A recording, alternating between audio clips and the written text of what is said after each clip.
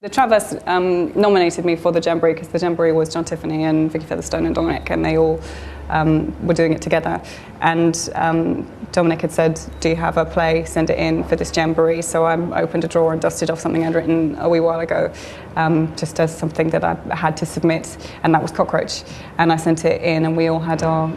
arrived and had 2 days of workshop, and then we did a reading of all the plays. So each play got a 10-minute reading of a particular part in the play. And it was amazing, and everybody walked away from that day feeling slightly in awe, because I mean, some of the plays that the others wrote were just extraordinary. Cockroach is about, it's set in a school, and it's about the relationships between the school children and their teacher as they're growing up and as they're discovering themselves, and when they're put under pressure in a time of war. And it's a great world war rather than a smaller, more localised conflict somewhere, and therefore it impacts everybody, and there's threat of invasion, and everybody is under a lot of pressure. And it's quite a way into the war, and so people are under pressure, but they become quite normalised, and they've adjusted to it and almost are immune to it, and so school life is carrying on as normal.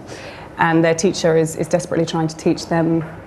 enough to give them a future and to give them opportunity outside of the war, which takes away all opportunity.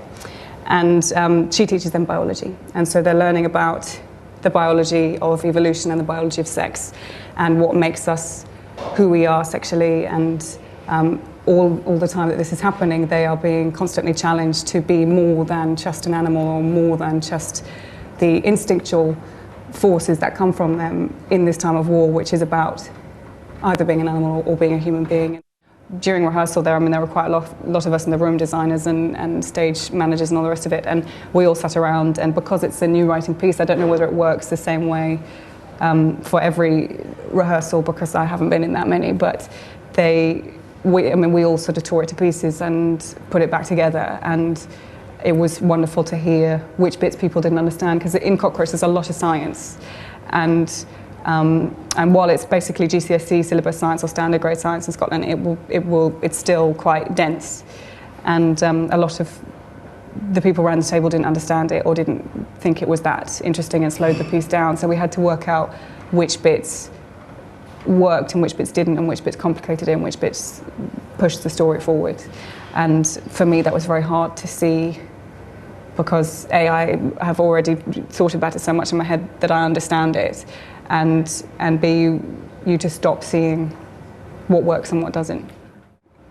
On top of all of that and that concept, I wanted to make a play that was full of energy, and I really wanted the actors to be bouncing off the walls, and I love going and seeing a play that I leave and the actors are exhausted.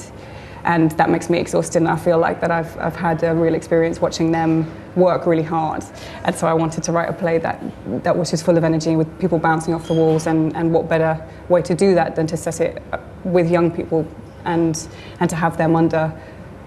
pressure and make it sort of like a pressure cooker that was ready to explode. When you're sitting by yourself and you're writing, you can often think quite small, and you can think